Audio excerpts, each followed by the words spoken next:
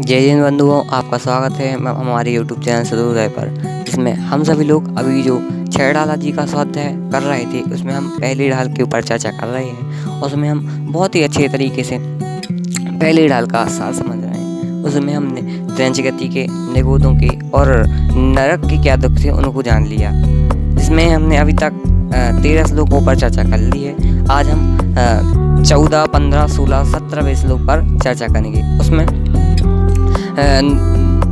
मनुष्य गति के कौन कौन से दुख हैं और देवगति के कौन कौन से दुख हैं, और मनुष्य गति की प्राप्ति का कारण और देवगति की प्राप्ति का कारण क्या है, वो आज की हम इस वीडियो में समझेंगे। तो शुरू करते हैं ज्ञान की गंगा को बहाते हुए। तो बंधुओं, हमारे जो अभी 4 श्लोक बचे हुए थे, आज हम इस वीडियो में उन 4 श्लोकों को कवर करेंगे, जिसमें हम मनुष्य गति के क्या दुख थे उनको जानेंगे और देवगति में कौन कौन से दुख हैं उनको भी जानेंगे। तो शुरू करते हैं मंगलाचरण के साथ। तीन भुवन में सार वीतराग विज्ञानता, शिव स्वरूप शिवकार, नमः त्रियोग संहारिके। चलिए तो देखते हैं कि मनुष्य गति में कौन कौन से दुख हैं। तो दौलत राम जी बताते हुए कहते हैं, जननी उदर वस्यो नवमास, अंग संकुचिते पायो त्रास, निकसत जे दुख पाए घोर, तिनको कहत नावे और।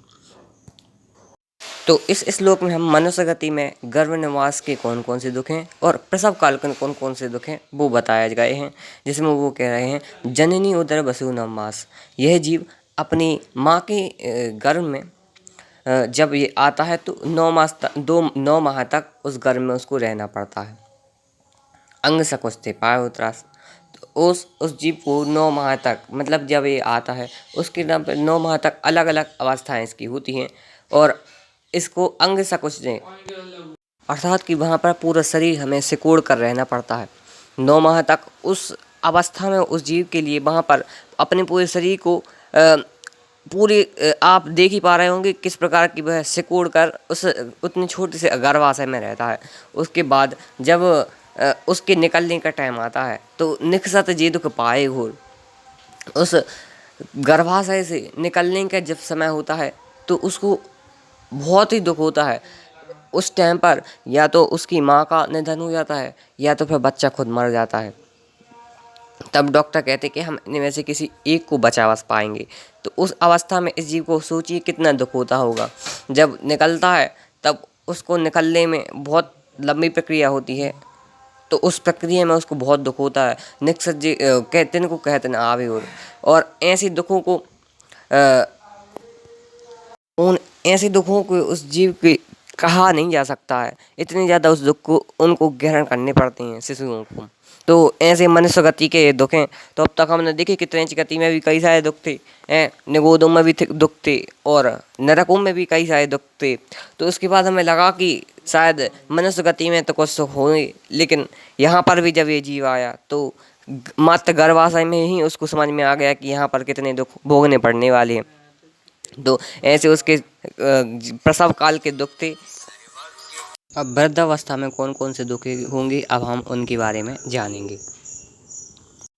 अब मनुष्य गति में बाल अवस्था की, युवावस्था की, वृद्धावस्था में कौन कौन से दुख हैं वो बतलाते हुए दौलत राम जी कहते हैं, बाल परे में ज्ञान न लयो, तरुण समय तरुणी रते रयो, हार्द में तक सम बूढ़ापनो, कैसे रूप रखे अपनो।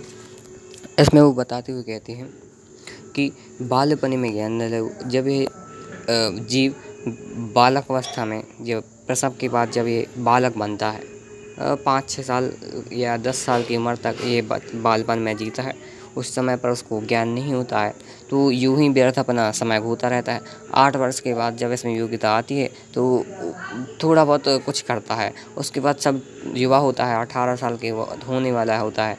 तो बचपन में अज्ञानता से उसका जीवन बीतता गया। उसके बाद फिर जब युवावस्था आती है तो अपनी प्रेमिका के प्रेम में वो मस्त हो जाता है और अपने स्वरूप को भूल जाता है कि उसको क्या धर्म करना होता है, और ये सोचता है कि मैं केवल वृद्धावस्था में अपना धर्म कर्म करूँगा। तो वह युवावस्था में और बाल अवस्था में धर्म नहीं करता है। इसके बाद इसी जीव की जब वृद्धावस्था आती है तब कई सारे जो लोग होते हैं उनका शरीर अर्धमृतक सम हो जाता है। अर्धमृतक मतलब होता है कि जो मरे हुए के समान होता है, मतलब जीवित होते हुए मरा हुआ होता है, क्योंकि उस समय पर उस मनुष्य की आँख भी काम नहीं करती है, आँख होते हुए भी काम नहीं करती, पैर हाथ होते हुए भी काम नहीं करती, पूरा शरीर केवल होता है जो कि लस्त पड़ जाता है, इस कारण उसका शरीर भी काम नहीं करता। ऐसे वृद्धावस्था में उसे कई सारे दुखों और बीमारियों को सामना करना पड़ता है। ऐसे में हम इस मनुष्य पर्याय में कदाचित भी सुख की कल्पना नहीं कर सकते हैं, क्योंकि जहाँ पर इतने सारे दुख हैं वहाँ पे हम सुख का लेस मात्र भी नहीं समझ सकते हैं। इसके बाद यदि हम धर्म पुण्य करते हैं, उसके बाद हम देव गति में जाते हैं, तो हमारी इस प्रकार 3 गतियाँ हो चुकी। अब चतुर्थ गति में जो हमारी है देव गति, उस पर भी हम जाने कि क्या उसमें सुख है, कि वास्तविकता में हम पुण्य कर्म करके देव गति में जाते तो क्या वहाँ पे सुख प्राप्त होगा। ऐसी चर्चा हमें आगे के श्लोक में समझने को मिलेगी। तो शुरू करते हैं 16वां श्लोक। ऐसे में अब इस जीव को देवगति में जब जाता है तो भवनात्रिक पर्याय में जब ये जन्म लेता है तो उसमें यहाँ पर कौन कौन से दुख होते हैं उनको बताते हुए कहते हैं, कवि अकाम निर्जरा करें भवनात्रिक में जोर तन धरें विषय चाह दावा नल दयु भरत विलाप करत दुख कसयु। अर्थात कहते हुए कहते हैं कि जब ये जीव भवनात्रिक होता है कि जो लो कास्ट के देव होते हैं, जैसे कि जो भूत प्रेत होते हैं या जो वाहन बनते हैं, ऐसे जो देव होते हैं वो भवनात्रिक या ज्योतिष वगैरह के जो छोटे बिरादरी के देव होते हैं, वो क्या होता है कभी अकाम नजर।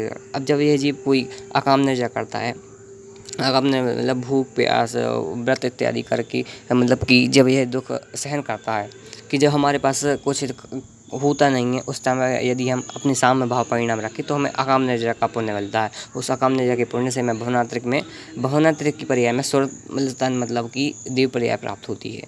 अब वहाँ पर जब भवनात्रिक बनता है तो विषय धावानंदयु, वहाँ पर उस पर्याय में विषय कसायों में उलझा रहता है। उस विषय कसाय में उलझे रहने के कारण कर्म तो कुछ कर नहीं पाता है, अपितु वह अपने से जो बड़े देवता होते हैं उनसे वह ईर्ष्या करता रहता है और उस ईर्ष्या में ही जला रहता है।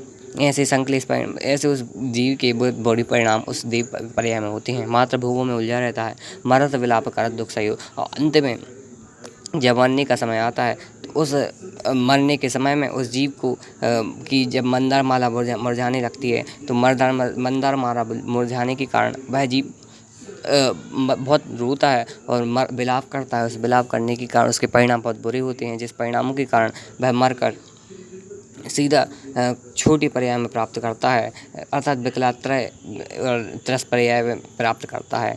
ऐसे जीव की देवगति में कई सारे दुखों को ग्रहण करना पड़ता है।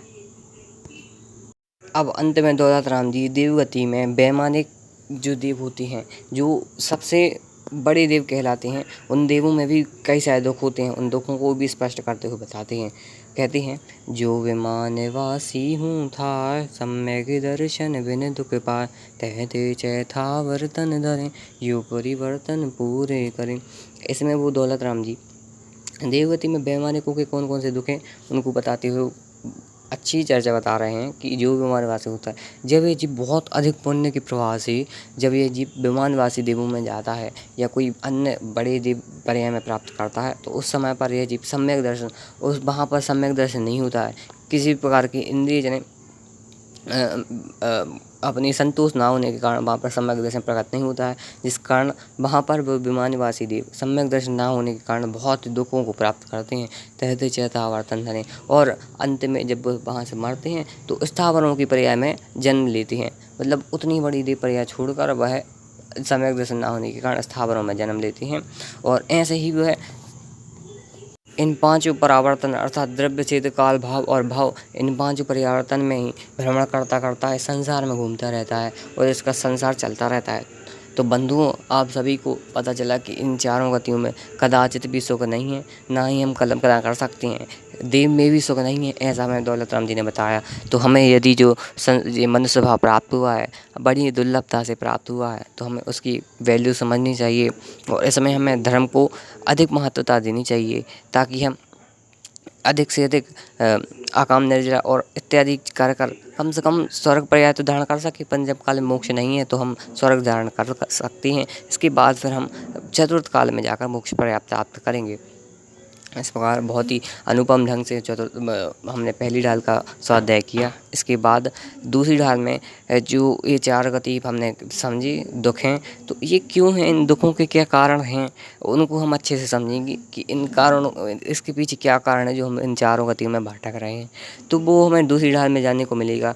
तब तक के लिए आप सभी लोग हमारी वीडियो को लाइक कीजिए, हमारे चैनल को सब्सक्राइब कीजिए और अधिक से अधिक हमारी वीडियो को दूसरों से शेयर करें, ताकि हम नए नए टॉपिक्स पर अपने वीडियोस तैयार कर सकें। तो इसी के सभी को जय जिनेंद्र।